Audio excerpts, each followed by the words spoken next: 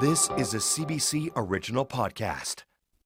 On December 31st, 1997, at a New Year's Eve party, Cheryl Shepard was proposed to on live TV. 2 days later, she disappeared and was never seen again. Host David Ridgen heads to Hamilton, Ontario to investigate the case. Someone Knows Something, Season 2. Subscribe in iTunes or your favorite podcast app. All I do know is that nobody was ever charged. Alberta didn't just go missing. She didn't just go missing, and she didn't just walk away. She knew the person, she trusted the person. Do you still feel like people are afraid? Probably, it's been really hard because some of our immediate family members were a person of interest and suspects in being involved with Alberta that night. Were you afraid to go to the police? Yeah, I just had to be quiet. And I was like, oh my God, what have I done here? We really just want to get your side of the story. We're doing the story about Alberta, and we really want to hear from you about her last night. Can you tell us anything about it? Was she at your house? I'm Connie Walker, and this is Missing and Murdered: Who Killed Alberta Williams, a podcast and CBC News investigation.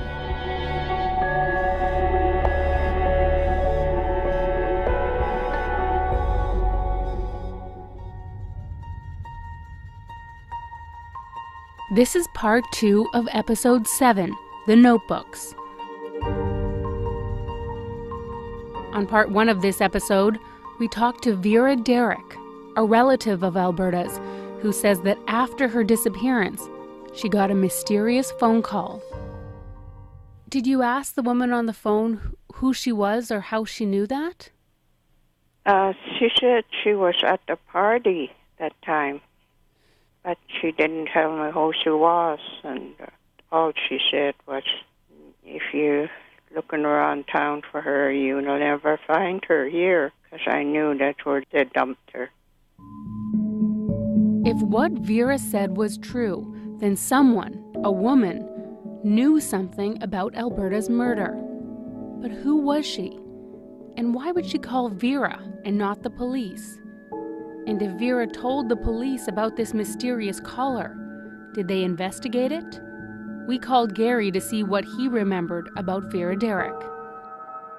So we contacted Vera again just to see if she remembered what she told you guys.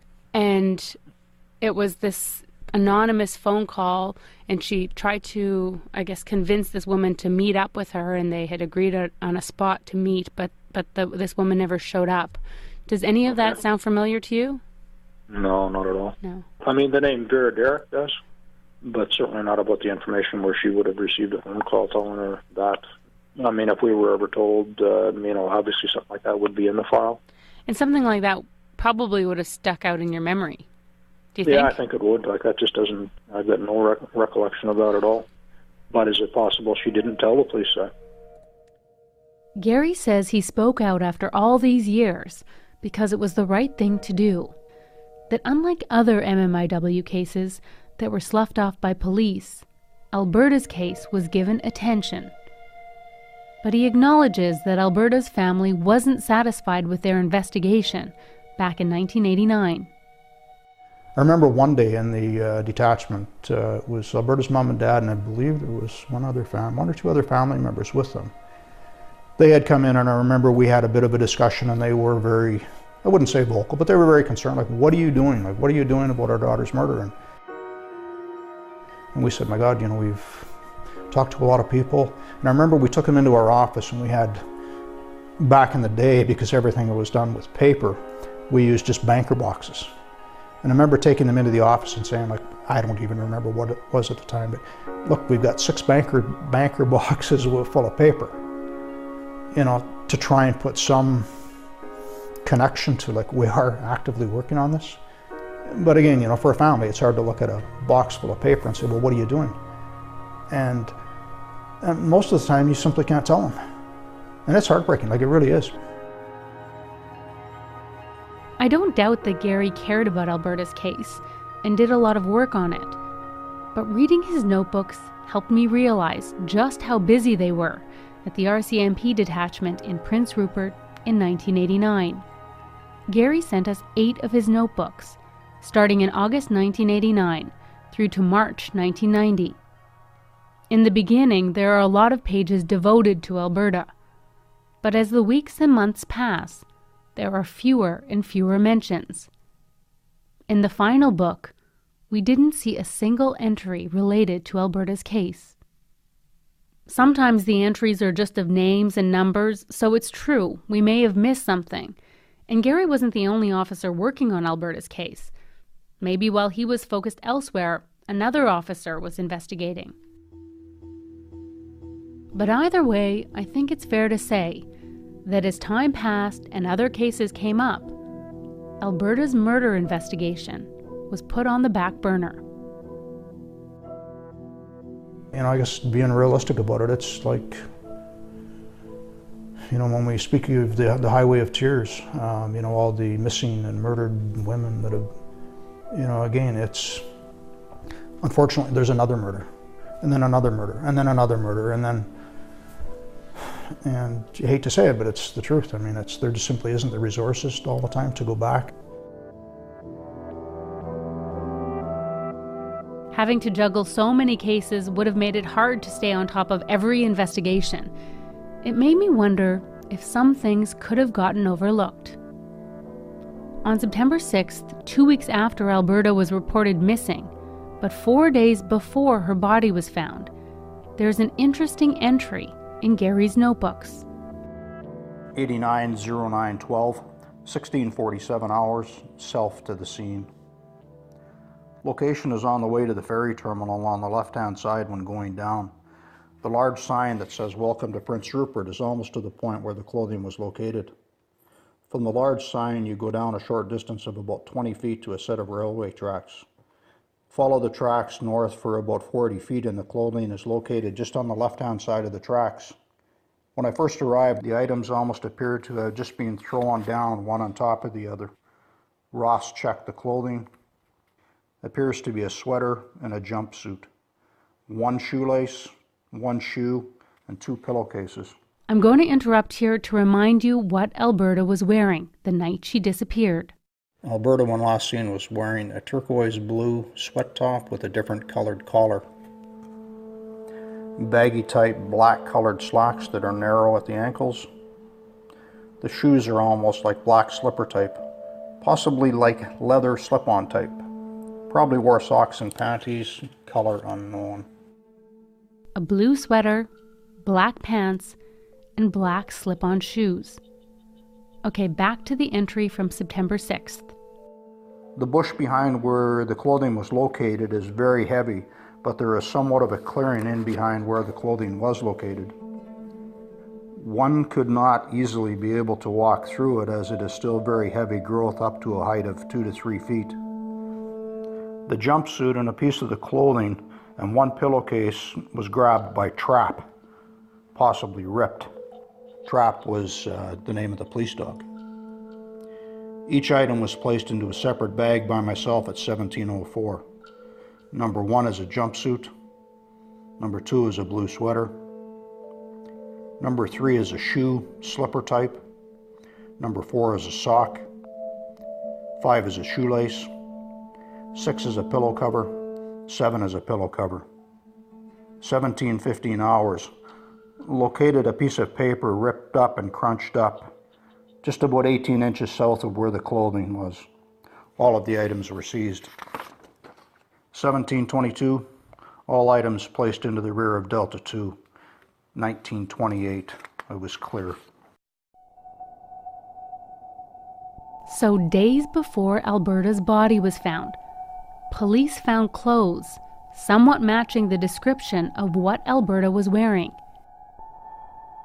Gary's notebook doesn't mention a crucial detail. There was blood on the clothing they found. When we talked about Alberta's body being found in episode 2, we didn't include graphic details. But now it feels important to tell you, when police found Alberta, she was naked, except for her bra and a shirt. Police never found the rest of her clothes, or her shoes, or her purse. Rick Ross told us how he searched hundreds of kilometers looking for them along the Highway of Tears. There was articles of her clothes missing that we never did find. And I pretty much walked the highway on both sides and done every dumpster between Prince Rupert and I think almost Prince George. We done miles and miles, and we had dogs searching, and we never ever did find certain articles of her clothing. We just have no idea where they went. The first thing Marnie and I both thought of when we read about the bloody clothes was Alberta. Especially since they found a blue sweater and a black slip-on shoe. How could police have not made the connection? Or was there something else not in the notebooks that we were missing? We called Gary to find out. What do you remember about that? I remember I was working that day, and I don't remember. Somebody had stumbled across this clothing. It was just kind of off into the ditch. And I went there. Pretty sure Rick was there. There was another policeman by the name of Craig Gates. I'm pretty sure Craig was there. And it was just some clothing, and it had obviously just been, none of it was folded or anything like that. It was all dirty. It obviously looked like it had been there for a bit. There was some blood on stuff, or on some of the pieces of clothing. There was bloody clothing? I think there was some blood on it, and it was, I can still remember being there that day, and I'm pretty sure Rick was there too. And I remember it was just some discarded clothing that had been obviously just thrown out of the vehicle, or somebody walking down the street had just thrown it down. Like, there was certainly no real, from what I can remember, like no attempt to really hide anything, and it was just all some soiled clothing. I don't even know what there was, if there was maybe a shirt or a couple of shirts, maybe a pair of shoes or something. Yeah, I'll read you the entry. It says 1647, self to scene. Location is on the way to the ferry terminal. I reread the entry to Gary over the phone. A sweater, a jumpsuit, ? One lace. Yeah. Is this jogging your memory? Yeah, it is, yeah, more. The jumpsuit, ? Of clothing, and one pillowcase. Number 2, blue sweater. Number 3, shoe, slipper type. Number 4, sock. Number 5, shoelace. 6, pillow cover. 7, pillow cover. And it really stuck out to us because when we read it over, it sounded like what Alberta was wearing when she was last seen in. Especially when you talk about a slipper type shoe and a blue sweater. Yeah, and I wish I could remember what the rationale was, because I know, as the investigation progressed, that it was, or we determined, or somebody had determined that it was didn't have anything to do with Alberta's case. Gary racked his brain. He said they did make the connection between Alberta's disappearance and the bloody clothes, but he couldn't recall exactly why they had ruled it out. We went back to our transcripts from an earlier interview with Gary, when we were at his house leafing through his notebooks. He actually flipped to that page and the entry on September 6th. And this is how he explained it. This one here, this was actually before her body was found. We had found some bloody clothing in another spot that turned out not to be anything to do with her. That's what this is about. How common was that? It was just, I forget what they lost. Some guy had been in a fight and thrown some clothing down, and then somebody had found them. So maybe there was a fight? But how many fights include pillowcases and a single black slip-on shoe? I wished he could explain why they were so sure. So what I would think probably happened is obviously the items were seized by myself, and if they were even thought to be part of the murder investigation, they're probably still in an exhibit locker someplace. Again, for the life of me, I just can't remember what the reason was or the rationale was why we didn't think they had anything to do with their case. So there's a possibility, albeit I would think fairly slim, that they could have been disposed of, but generally anything ever seized in relation to any murder investigation is never, you don't just say, well, I guess we ruled this out, we don't need this anymore, so we'll just throw this one out, or you don't cherry pick through the evidence. evidence is evidence, and you never know when something's going to be useful to an investigation, if that makes any sense. Definitely. So there's a chance this still exists somewhere in an exhibit box. Yes. Again, it would have been seized because it was thought to have some possible connection to, her disappearance. It would have been seized like as part of the homicide investigation or the murder investigation. But it wasn't yet a murder investigation. Or I guess at that point, missing person, it would have been a missing persons file. So yeah, anything seized like that, again, if it was seized in relation to her investigation, which obviously turned into a homicide investigation about 4 days later, it would have been, or should have been kept, and probably is kept, or probably is in an exhibit locker someplace. But, and this is a big but, if Gary was wrong and these clothes actually belong to Alberta, they might contain DNA. But where are the clothes now? If police had ruled out a connection to Alberta in 1989, were the clothes destroyed? Or could they still be sitting in an exhibit box somewhere? There's one last entry that I want to point out from Gary's notebooks. It's something that I didn't even really notice the first time I read it. It's something that only became significant once we started piecing together people's stories. On September 2nd, 1989, Gary is with Alberta's family. It sounds like it's one of their first meetings, and they're telling him about Alberta. They mention how she has a little birthmark below her left eye, and how she was carrying a black leather purse with 2 straps. And there's also talk about what she was wearing, and mention of Alberta having a black jean jacket. Amanda told us that when Alberta came to her house in Terrace on the Saturday, she was wearing a short black jacket. She had a short black leather jacket about this far, and she left her leather jacket in the truck when she was coming out to the bathroom. Amanda says she remembers that Alberta left her jacket in the truck when she went inside to use the bathroom. In Gary's notebook on September 2nd is this entry, the first reference to Alberta's sister, Kathy. 11:32, Kathy at Digby Towers. The coat that was actually left in the truck, Alberta did not actually give it up, forgot it in the vehicle. We asked Kathy about the jacket. She didn't remember finding it, but according to Gary's notebook, after Alberta disappeared, Kathy found her black jacket in her truck, the same truck she shared with her boyfriend Ken.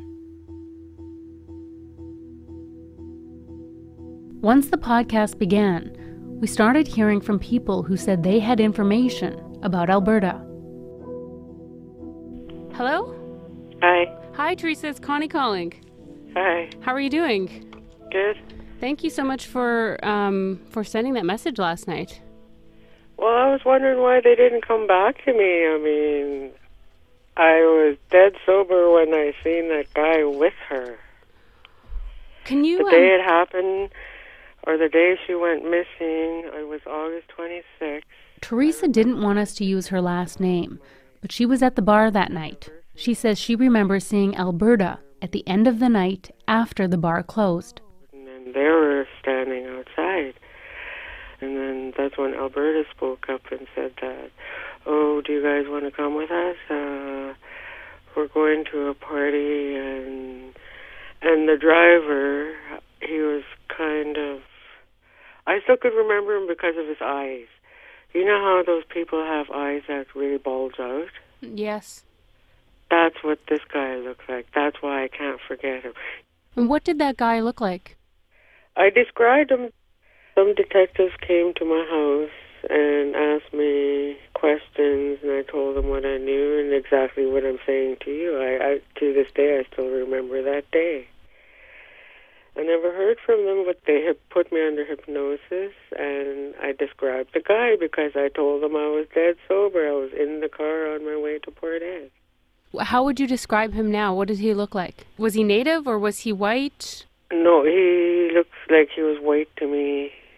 He had a really fair complexion, tall, thin, shag-cut hair. What color hair was it? Dirty blonde. Dirty blonde. And had you ever seen him before that day with No. Alberta? No, I've never seen him before. So that was the Friday night then? Yeah, it was Friday. That was our payday. Yeah, we were standing around, and I looked at those two guys, and I said, Carol, I said, you can't just jump in the van. I said, you don't know these guys. They're not from around here. What kind of vehicle? It was one of those older vans. It was a van with two doors. And they had the doors open already, and Alberta said, let's go. And then I kept telling Carol, no, call her. I said, you guys don't just get into a van with people you don't know. Did she say where they were going? No, they said they were going to a party. Alberta was the only one that jumped in the van. Just her and him and the driver. When you gave the statement to police and they put you under hypnosis? Yeah. Do you remember if they did any kind of sketch based on the description you provided? They did. I signed it. That's why I was surprised it wasn't on TV. I said, what the hell? I said, there's nothing on TV about it. I thought they would have mentioned the van, and it was from Alberta. These people weren't from Rupert. I mean, those are pointers right there. But Teresa wasn't the only one to come forward and say they saw Alberta get into a vehicle outside of the bar that night. So Alice, you and your husband got in touch with Claudia after you heard something about our podcast? Yeah. Why did you want to get in touch? I don't know where to start. Do you remember something about Alberta's disappearance? Yes, I do. We seen her getting into a vehicle that night. You saw Alberta?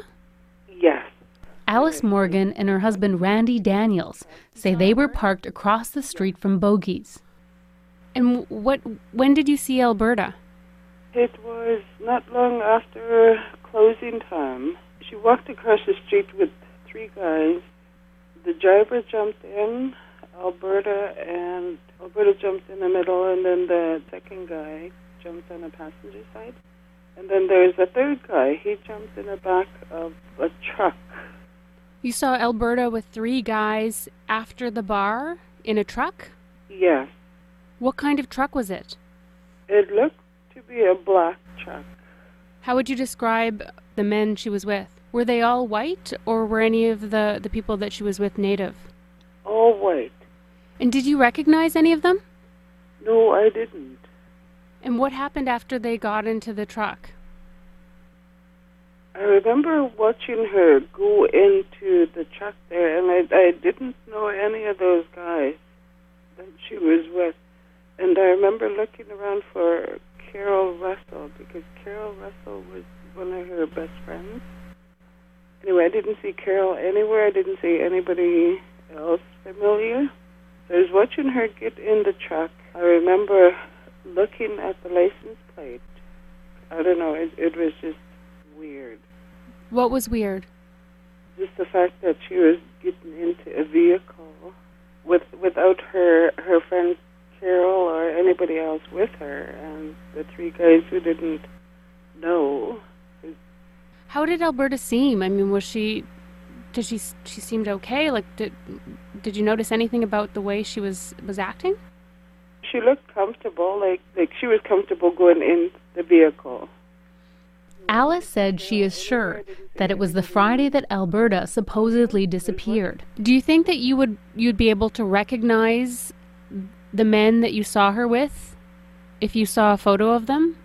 I think so, yeah. We called back later that afternoon to talk to Alice's husband, Randy.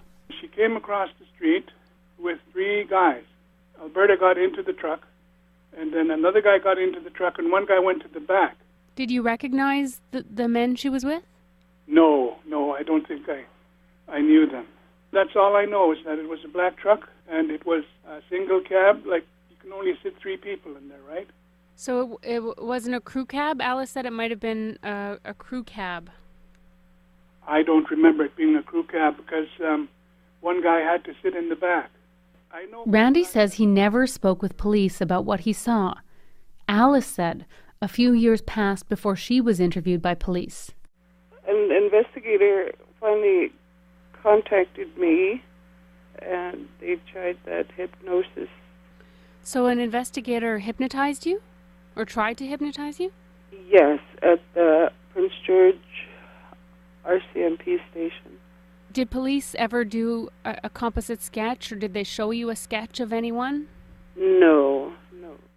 We also spoke to Wayne Benson, who was Claudia's boyfriend at the time. Wayne said he spoke to Alberta outside the bar on that Friday night, just before closing time. She come down and she explained that she had said that there's a party going on over at Jack Little's place. So did Alberta tell you personally that there was a party at Jack's house? Yes, I do recall seeing her riding in the passenger side of an old pickup truck, which was kind of greenish color, an old pukey color green. I'm not too sure what type of model it was. Did you see who she was driving with? No, all I saw her was she looked out the window and waved when they were merging from the intersection. We heard from someone else who said they saw her get into a black pickup truck at the end of the night. No, it was a green. It was a pukey green old truck that I saw her getting into. Did you notice if there was how many passengers they had? She was sitting right at the window, so I'm not too sure. All I did was I just saw her. I was standing at the doorway of Bogey's. Did you see anyone in the back of the pickup?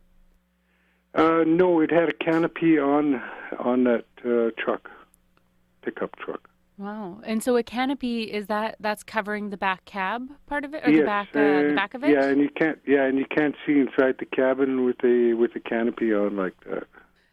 Would it have been odd for you to see Alberta leave with white guys? I didn't see her leaving with anybody when she walked away, but she said she was on her way, and I don't remember whether she told me who she got a ride with, but she said she was on her way over to Jack Little's place, and it wasn't a black truck. Like I said, it was a pukey old, like I said, I can't recall what type of model it was, whether it was a Ford or not. Was it dark green or was it light green? What is pukey dark, green? Kind of darky, kind of greenish color. It wasn't that light green color. Like a Christmas tree, kind of? Pardon me? Like the color of a Christmas tree?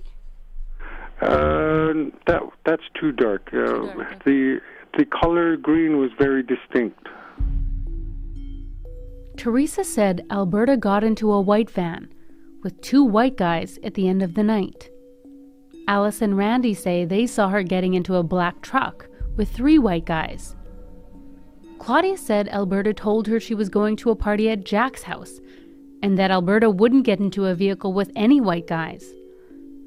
But there was another person who said they saw Alberta leave the bar with a white guy in a truck. That's what Gary told us Alberta's Uncle Jack said. But Gary never believed it. Well, we couldn't find anybody else that, seen this truck, albeit vague in description, this unknown white guy with long blonde hair.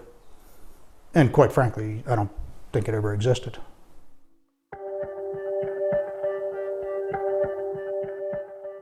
Maybe if Randy and Alice had come forward sooner, the RCMP might have had more luck finding the black truck. Maybe they would have ruled it out and come to the same conclusion. What if? It's impossible to not think about the what ifs. What if Carol had remembered what Ken told her about driving Jack and Alberta? What if Eva asked Alberta if she was okay when she saw her crying at the bar?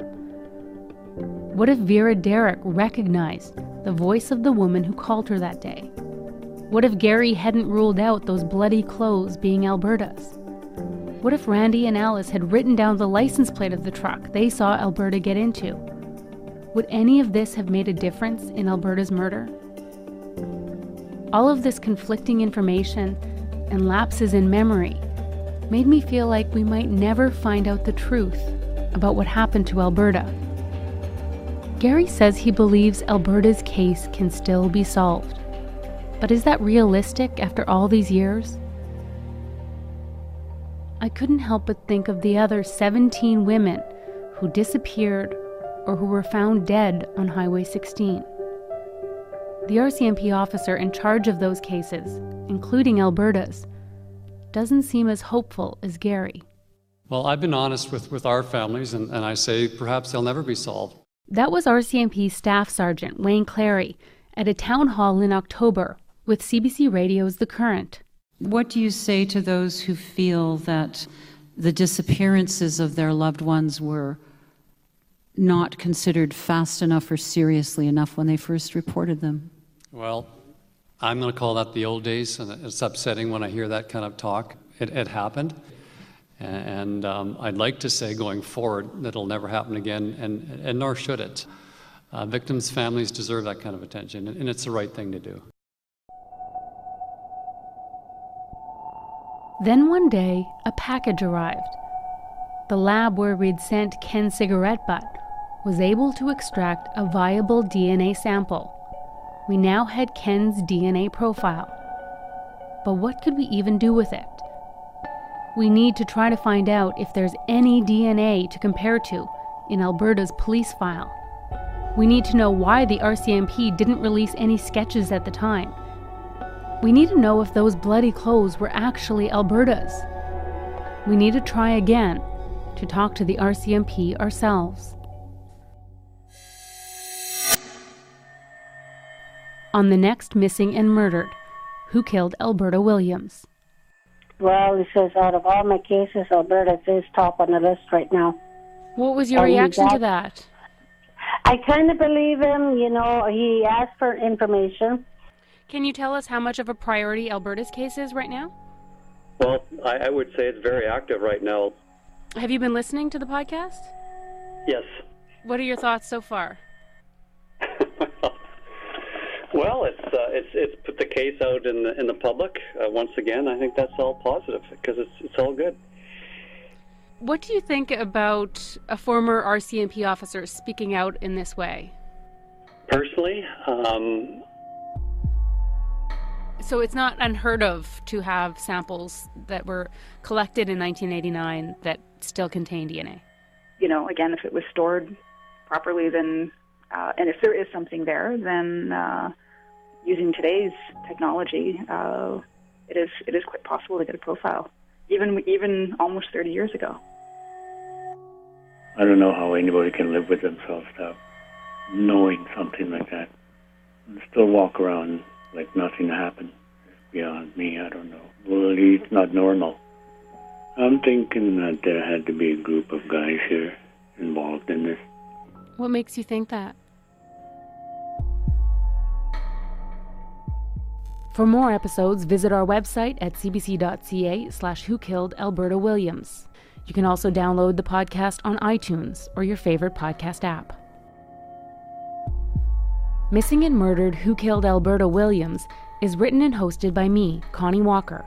The producer is Marnie Luke, and the associate producer is Lori Ward. Technical production by Ashley Walters and Harold Dupuis. And Heather Evans is the senior producer of the CBC News Investigative Unit.